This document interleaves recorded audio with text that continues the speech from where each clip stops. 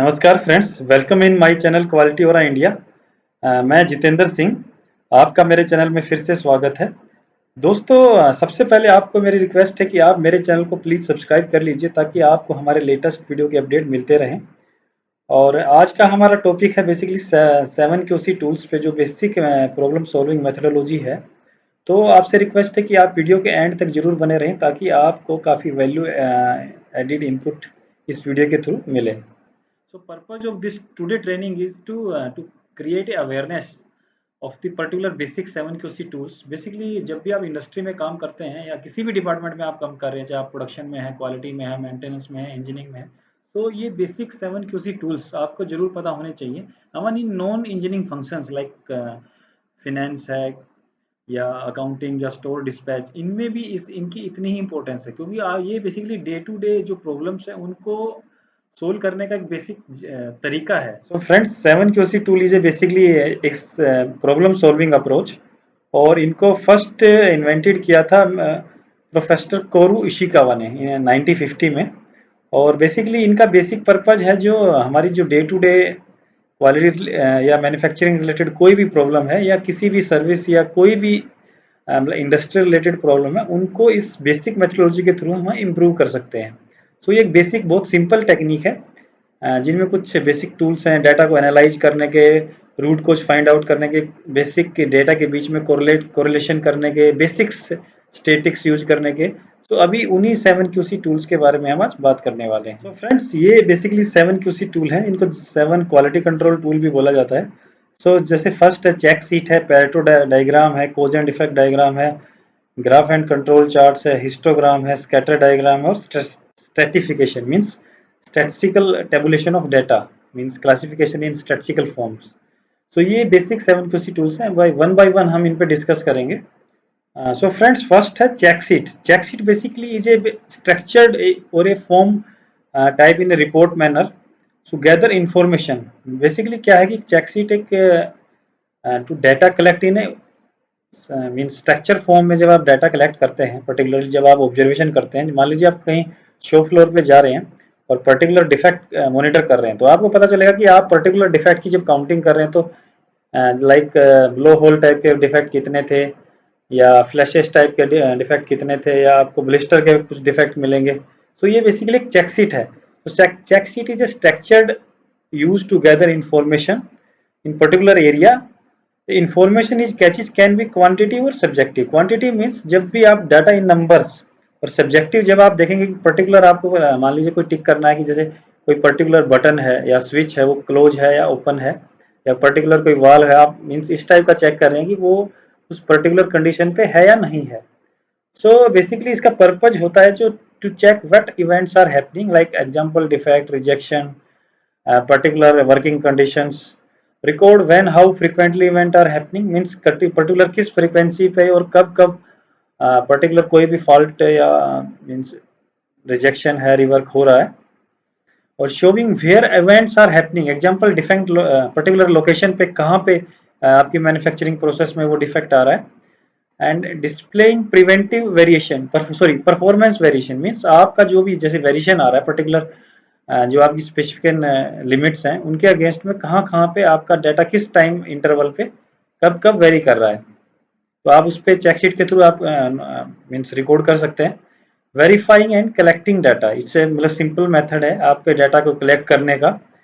And check the task that are completed, example defect prevention पे जब आप काम कर रहे हैं तो आपने पर्टिकुलर कोई एक्शंस लिया है वो आपने कंप्लीट कर दिया, मीन्स कोई आपने ऑब्जर्वेशन लेनी थी या आपने टेम्परेचर का एक पर्टिकुलर टाइम सेट करना था पर्टिकुलर टाइम पे, तो आप चेक शीट के थ्रू वो लगा सकते हैं कि ये मैंने टिक कर दिया। जैसे आप 5S में हम एक चेक शीट यूज करते हैं बेसिक कि पर्टिकुलर टाइम पे जो हमारी जो सैनिटेशन मतलब सफाई हुई थी या नहीं हुई थी। सो वो एक करेक्ट मेथड है। सो फ्रेंड्स, ये कुछ एग्जांपल हैं बेसिक चेक शीट के। जैसे पहले वाले एग्जांपल में आप देखेंगे internal dia of a pipe है, तो उसमें क्या फर्स्ट जो कॉलम है उसमें दिया गया पर्टिकुलर रेंज, एक पर्टिकुलर जो आपकी डायमेंशन जो आ रही है, आपने जो पर्टिकुलर लोड आया है आपके पास, उस पर्टिकुलर लोड में मान लीजिए 53.10 एंड 53.35 जो mm है, उस पर्टिकुलर रेंज में, मीन्स इस इतने डाया में जो आपका लोट है उसमें कितने कितने पीस मिले हैं आपको, तो उसमें जैसे दिखा रहा है एक पीस मिला है। नेक्स्ट है 53.26 से 53.75 पे आपको 3 पीस मिले हैं। सो बेसिकली एक मेथड है काउंटिंग करने का। आप किसी पेपर के थ्रू इस या किसी बोर्ड पे आप इस पर्टिकुलर वे में एक आप अपनी काउंटिंग कर सकते हैं। और दूसरा एक एग्जांपल है आप नीचे देख रहे हैं जिसमें बेसिकली कुछ कास्टिंग के डिफेक्ट्स हैं और उनकी पार्ट वाइज पार्ट जो जैसे ए बी सी, जैसे पिन होल है, पिन होल जो पर्टिकुलर उनकी काउंटिंग हुई थी और वो बेसिकली कितने नंबर्स मिले आपको, 49 मिले।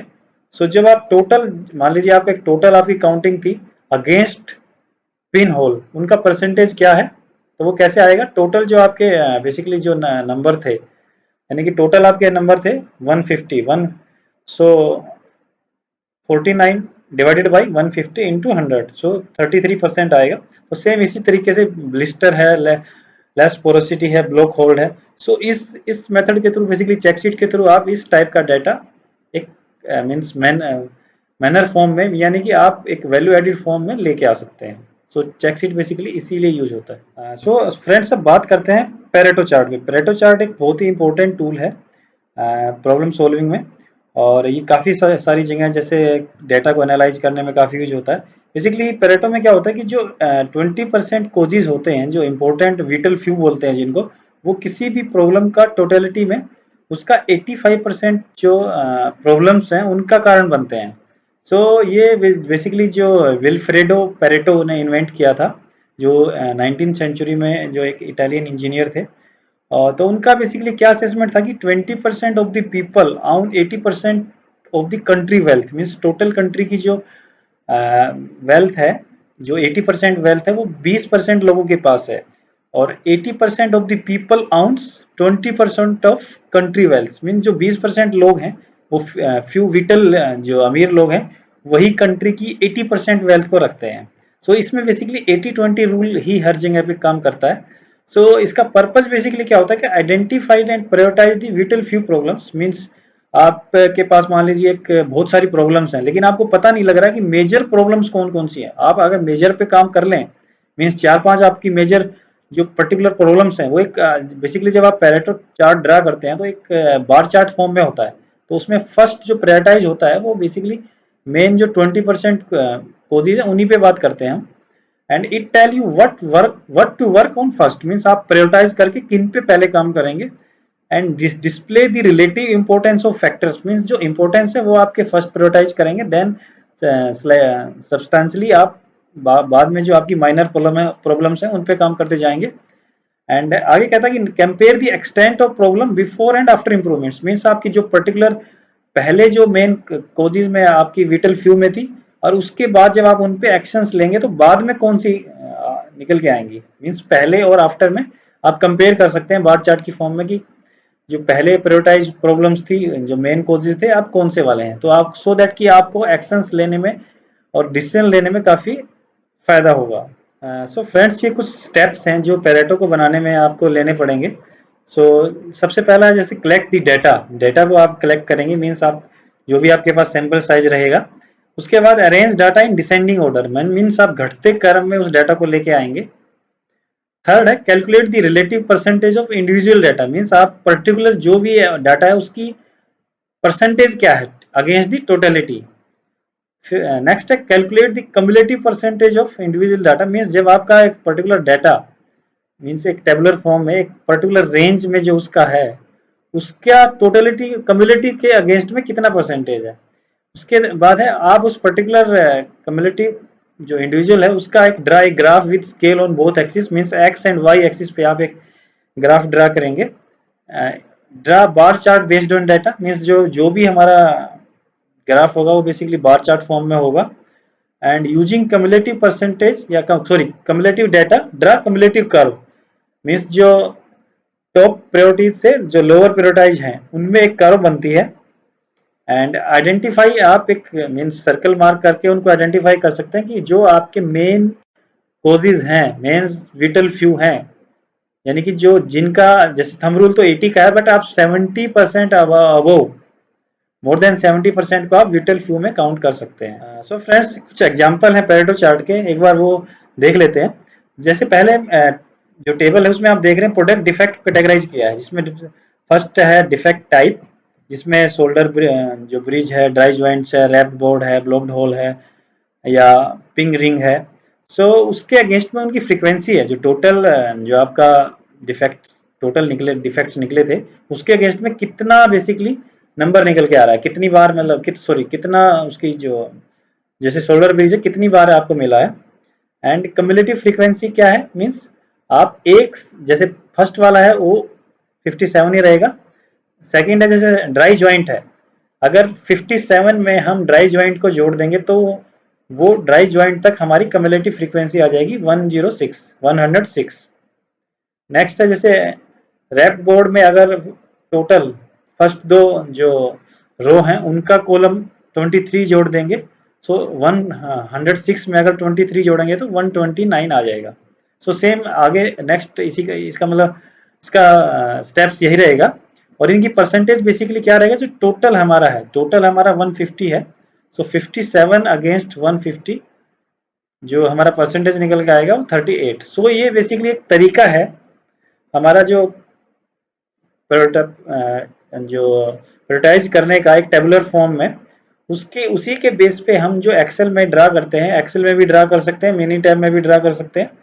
सो उसी के बाद में जो एक पैरेटो चार्ट ड्रा करके करा है हमने, जैसे आप देख रहे हैं नीचे जो शोल्डर ब्रिज है, ड्राई ज्वाइंट है, रैप बोर्ड है, जो बेसिकली जो उनका जैसे टेबलर फॉर्म में देख रहे हैं सेम आप ग्राफिकल फॉर्म में देख रहे हैं।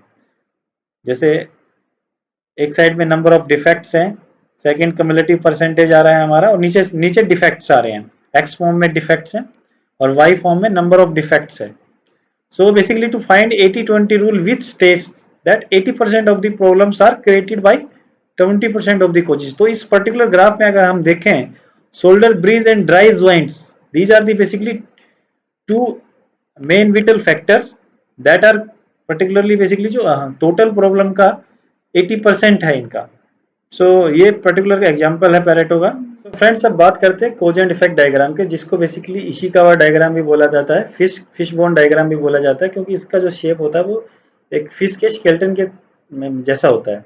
तो बेसिकली इसमें बेसिकली क्या होता है, कोज एंड इफेक्ट्स, ये उनका एक जो हमारा जैसे मैन मशीन मटेरियल मेथड्स हैं उनके बेसिकली जो हमारे आउटपुट पे क्या प्रभाव पड़ता है। मान लीजिए कोई भी हमारा एक जैसे एक इक्वेशन होती है y is equal to function of x, y जो हमारा होता है आउटपुट और जो x होते हैं वो बेसिकली कोजेज होते हैं।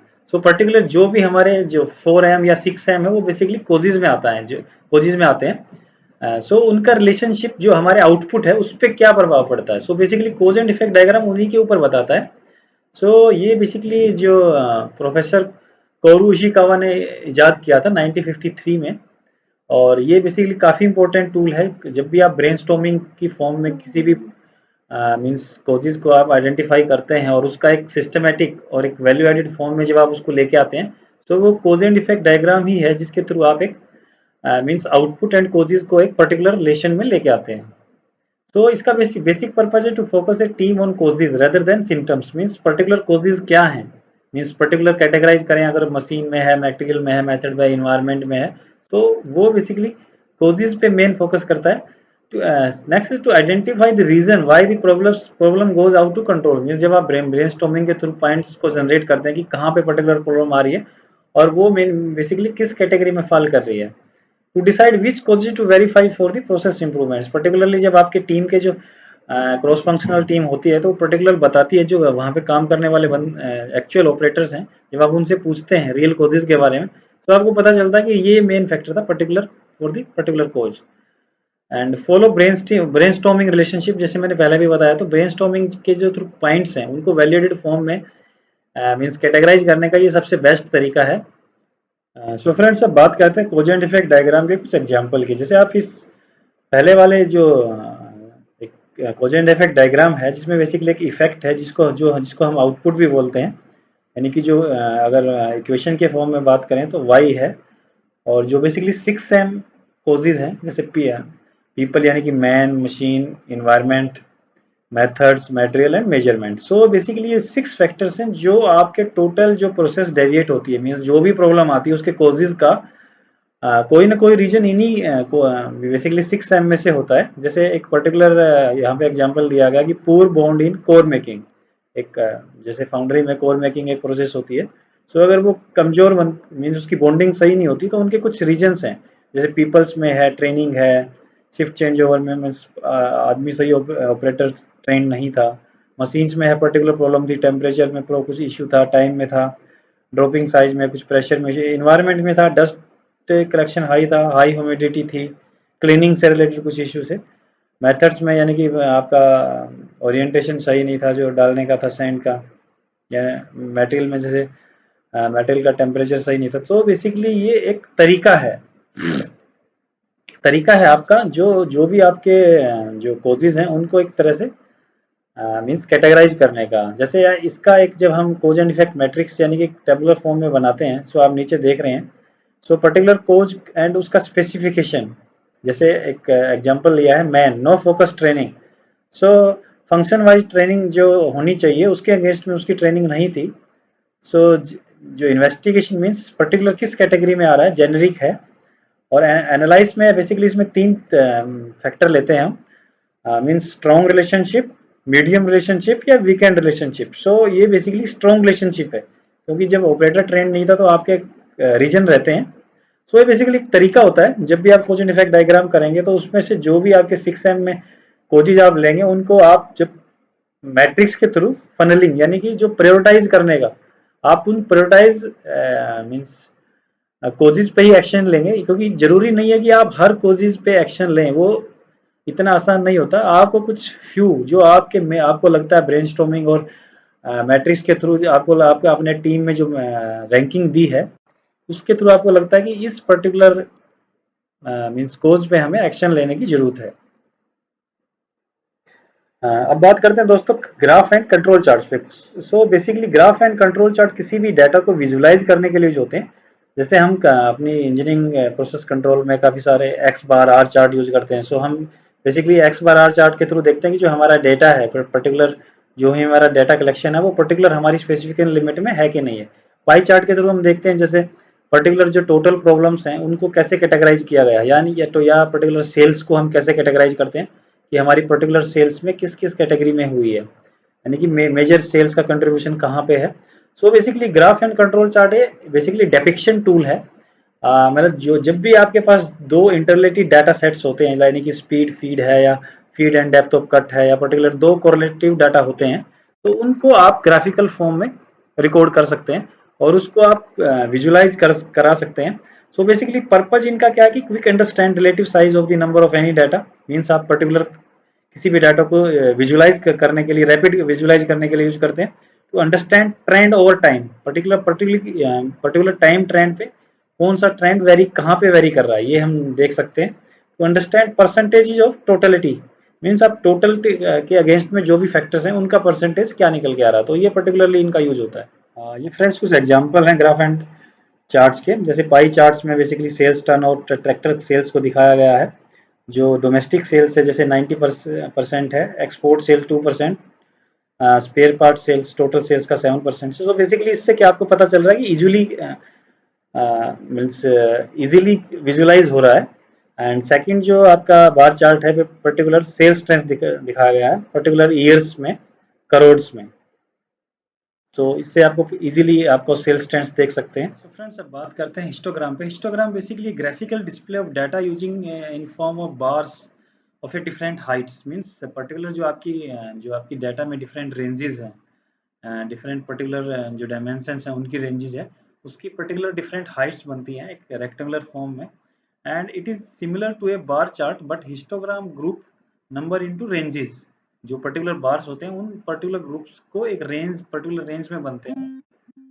And it is basically used to show the distribution of variables, while bar charts are using in compare variables।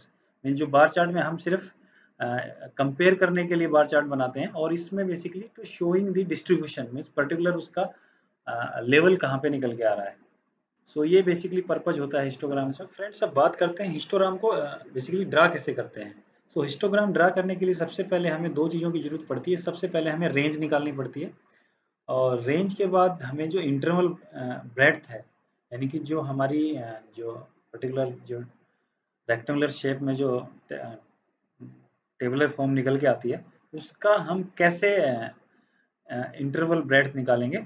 So range निकालने का सबसे बड़ा जो तरीका है, जो भी आपका डाटा होता है, जैसे आप इस फॉर्म में देख रहे हैं, डाटा है हमारा, मेजरमेंट ऑफ रिजल्ट्स है, जिसमें कुछ पर्टिकुलर रेंज में 1 से 10, 11 से 20, 21 से 30, इस पर्टिकुलर में जो पर्टिकुलर रिजल्ट्स वेरी कर रहे हैं, लाइक ये कुछ डायमेंशंस हैं पर्टिकुलर पार्ट्स की। सो उसमें हम क्या करते हैं, जो मैक्सिमम वैल्यू है और मिनिमम वैल्यू है, उन्हीं का जो डिफरेंस होता है उसी को रेंज बोलते हैं, जो लार्जेस्ट वैल्यू से स्मॉलेस्ट वैल्यू। लाइक इसमें जो हमारी 2.545 हमारी जो मैक्सिमम वैल्यू है और 2.514 जो लोवेस्ट वैल्यू है, तो हमने इसी प्रकार इसकी रेंज निकाल ली है। अब बेसिकली हम इसमें क्या निकालते हैं, इंटरनल ब्रेड्थ। सो इसका जो फार्मूला होता है वो बेसिकली होता है आर अपॉन में अंडर एन, यानी कि हमारे पास जो नंबर ऑफ काउंटिंग्स हैं, जो मेजरमेंट है वो 90 है, तो अनरूट अगर 90 का अनरूट निकालेंगे, सो वो निकल के आता है 9.48। सो राउंडिंग नियरेस्ट इंटीगर है इसका 9 है जो। सो अगर फार्मूला की बात करें आर अपॉन में अनरूट एन, सो जो आर है हमारा वो 0.043 है, जो हमारी रेंज थी रेंज, और अनरूट 9 जो हमारा था 9। अगर इसको इस फार्मूले पे 0.043 को अगर डिवाइड करेंगे 9 से, तो हमारा जो इंटरनल ब्रेड्थ निकल के आता है 0.005। सो फ्रेंड्स, नेक्स्ट हम क्या करते हैं, एक बेसिकली जो क्लास हमारी रेंज निकल के आई थी, उसको हम बेसिकली इस क्लास के फॉर्म में ले लेंगे और उसका मिड पॉइंट निकालते हैं, पर्टिकुलर जो रेंज का मिड पॉइंट होता है, और उसकी फ्रीक्वेंसी जो जो भी टैली काउंट होता है वो यहाँ पे आ जाएगा, और उसको नंबर में यहाँ पे डाल लेते हैं। सो टोटल जो इनका आगे नीचे निकलेंगे, उसी के बेस पे हम जो आप देख रहे हैं, जो फर्स्ट ग्राफ है, जिसमें फ्रीक्वेंसी वर्सेस रेंज, यानी कि पर्टिकुलर जो आप ये टेबुलर फॉर्म देख रहे हैं, इनमें एक मिड पॉइंट है, जो एक पर्टिकुलर रेक्टेंगल है, मीन्स उसकी जो जो भी फ्रीक्वेंसी है वो उसके रेंज पर्टिकुलर वाई एक्सिस पे आ रही है, और एक्स एक्सिस पे बेसिकली इनकी रेंज आ रही है, कहाँ तक इनका स्प्रेड जा रहा है। और सेकंड फॉर्म में इन्हीं का एक दूसरा फॉर्म है, जिसमें एक हिस्टोग्राम दिखाया गया है बार चार्ट की फॉर्म में, और इसका जो स्प्रेड है बेसिकली जो बेल शेप कर्व है या कैसे जा रहा है, मीन्स वो आप देख सकते हैं। सो फ्रेंड्स, अब बात करते हैं स्कैटर डायग्राम की। Scatter diagram basically graphical diagram representation है किन्हीं दो वेरिएबल्स के बीच में। मान लीजिए कोई भी दो वेरिएबल है, मान लीजिए स्पीड है, फीड है, कोई भी इंडिपेंडेंट वेरिएबल है, और इन दोनों के बीच में हम कोई कोरिलेशन अगर दिखाना चाह रहे हैं, तो वो हम स्कैटर डायग्राम के बीच में से के थ्रू दिखाते हैं कि इनके बीच में कोई पॉजिटिव कोरिलेशन है या नेगेटिव कोरिलेशन है। पॉजिटिव कोरिलेशन मीन कि एक फैक्टर का दूसरे वेरिएबल पे क्या असर पड़ रहा है, मीन्स एक वेरिएबल बढ़ रहा है, दूसरा वेरिएबल घट रहा है टाइम इंटरवल के हिसाब से, तो उन दोनों के बीच में क्या मीन्स रिलेशन है। सो जैसे मान लीजिए एक एग्जांपल है कि जैसे सरफेस फिनिश का स्पीड फीड पे क्या फर्क पड़ रहा है, यानी कि या टेम्परेचर इंक्रीज से किसी भी ह्यूमिडिटी पे क्या फर्क पड़ रहा है। सो बेसिकली पर्पज इसका identify the correlation that might exist between A quality characteristics and a particular factor that might be driving it. कोई भी एक फैक्टर है जो इस पर्टिकुलर उस पर इफेक्ट डाल रहा है, तो स्कैटर डायग्राम उसको शो करता है। And by scatter diagram show the correlation between two variable in a process, and scatter diagram is often essentially to study the relationship of two corresponding variables, means कोई भी variables हैं उनमें हम positive correlation, negative correlation या no correlation only scatter diagram के through देखते हैं। तो फ्रेंड्स, इस पिक्चर के थ्रू आप देख रहे हैं जो पहले वाली पिक्चर है, उसमें आप पॉजिटिव कोरिलेशन देख रहे हैं y एंड x के बीच में। सो y and x basically two variables हैं, एंड जो उसमें पॉजिटिव कोरिलेशन, अगर मतलब एक्स वाई के अगेंस्ट में टाइम अगर डेटा हमारा ऊपर की तरफ जा रहा है, ट्रेंड हमारा ऊपर की तरफ जा रहा है, तो it's means it's a positive correlation.